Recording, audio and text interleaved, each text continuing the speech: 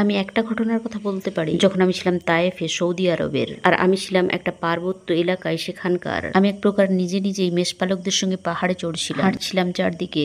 আর আমি জাস্ট আটকা পড়ে যাচ্ছিলাম সেই বিশাল সৌন্দর্য যে আমাকে স্পর্শ করেছিল পর্বতের শিখরে। আমি কখনো এটাকে ব্যাখ্যা করতে পারবো না। আমি এমনকি ছুটে চলে এসেছিলাম, কাছাকাছি হোটেলের খোঁজ করছিলাম, আমার পরিবারকে কল করার, তাদেরকে বলার জন্য যে এই ভূমিতে কোনো কিছু আছে, এখানে কোনো কিছু আছে, এই ধুলিতে, এই মাটিতে। আমি মনে করি প্রফেটরা এখান থেকেই বেরিয়ে এসেছেন, যে আমরা আমেরিকাতে দেখি। আর আমি একথা বলছিলাম আমার বাবাকে, আর আমি বললাম, ড্যাড, এখানে এমন কিছু আছে যে আমি ভাষায় প্রকাশ করতে পারবো না।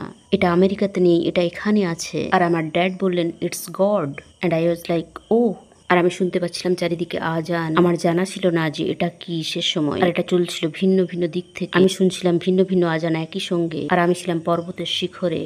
আর এটা ছিল খুবই সুন্দর একটা অভিজ্ঞতা, জাস্ট শুনতে পাওয়া আজান চারিদিক থেকে, আর তাকিয়ে থাকা মেষ সহ মেষপালকদের দিকে পর্বতের শিখরে দাঁড়িয়ে।